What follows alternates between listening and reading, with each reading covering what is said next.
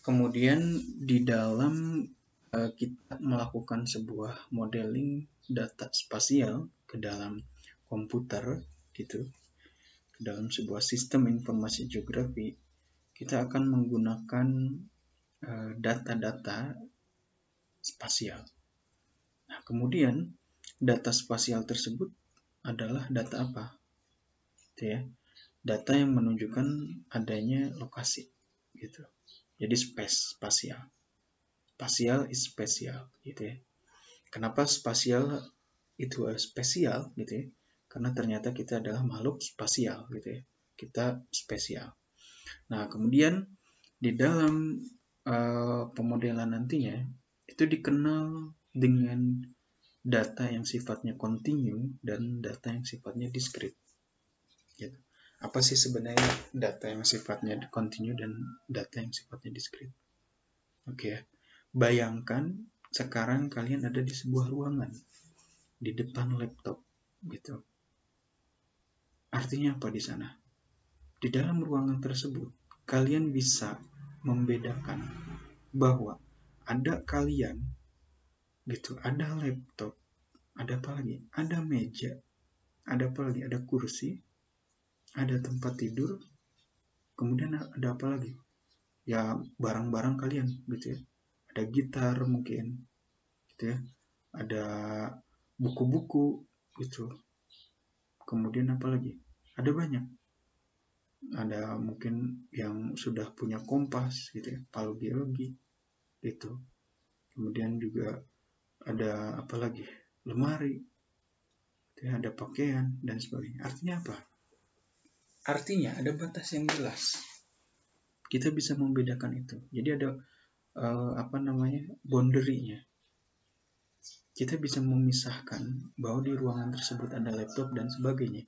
Karena batasnya jelas. Bahwa di sampingnya laptop itu ruang kosong. Di kiri kanan kita itu ruang kosong. Antara kita dengan laptop itu ada jarak. Itu ada space. Jadi boundary-nya jelas. Gitu.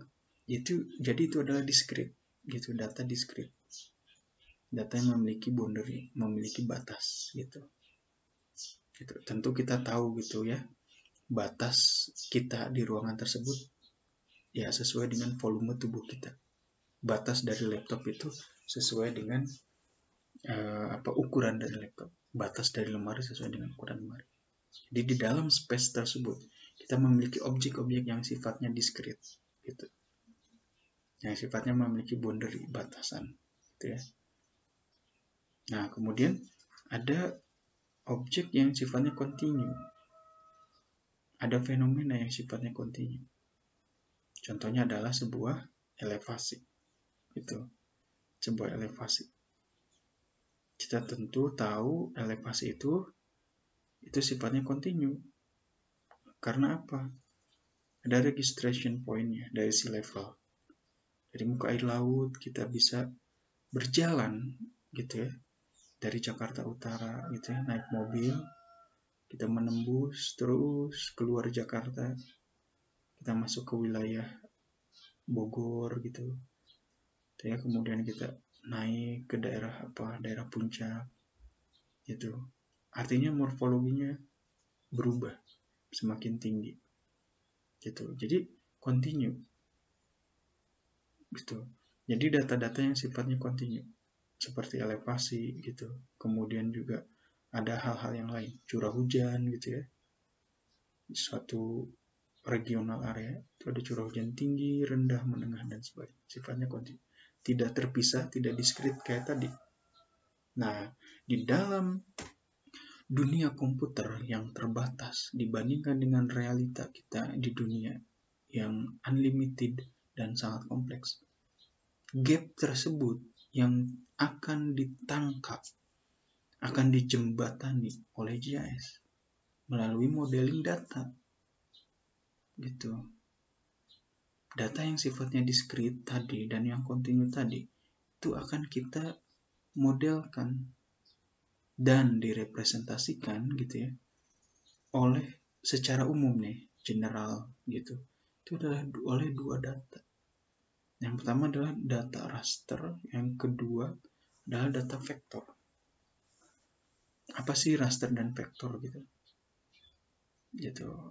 Ini sangat penting mengetahui jenis data ini, karena kita tidak akan jauh-jauh gitu ya. Nanti kalau kalian di teknik geologi, kalian di teknik lingkungan, itu tidak akan jauh-jauh dari dua data ini, data vektor dan data raster. Jadi mulai dari sekarang mari kita berkenalan dengan dua data ini gitu ya. Pertama, data vektor. Jadi data vektor ini data geografis kita di real gitu ya, itu dimodelkan menggunakan beberapa gitu ya, entitas, beberapa bentuk gitu, beberapa bentuk. Jadi ada titik, kemudian ada garis, dan ada poligon, ada area gitu.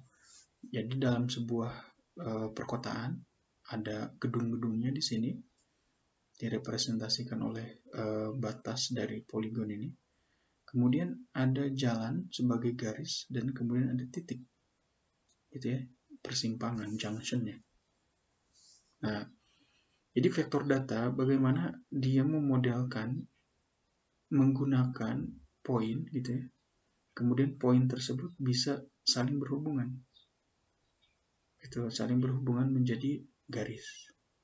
Terus garis tersebut kalau dia close, saling tertutup, itu menjadi sebuah poligon.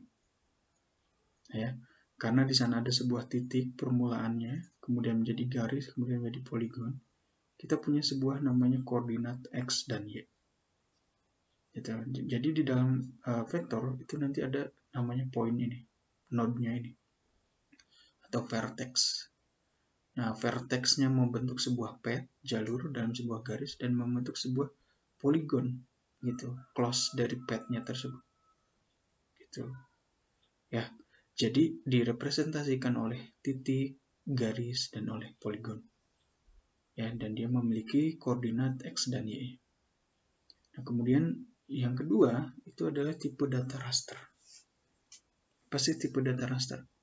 Tipe data raster itu objek kita dimodelkan ke dalam sebuah kumpulan dari matriks, kumpulan dari sebuah grid. Jadi kita punya sel, dan masing-masing sel ini itu kita isi nilai.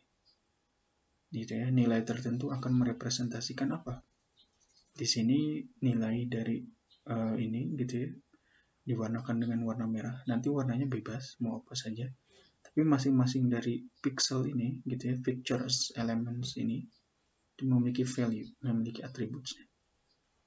Gitu ya. Di sini memiliki atribut nilai 3 untuk Douglas fir, gitu ya, nama dari tumbuhan. Kemudian untuk oak gitu ya, untuk grass gitu ya, untuk conifer itu dan lain-lain. Jadi data raster itu merepresentasikan dunia kita gitu, ke dalam susunan sel, gitu ya, sel ini yang persegi-persegi ini, gitu ya, dan kemudian men-assign atribut ke sel tersebut, ya. Jadi sel, grid, atau pictures elements, gitu ya, nama lainnya.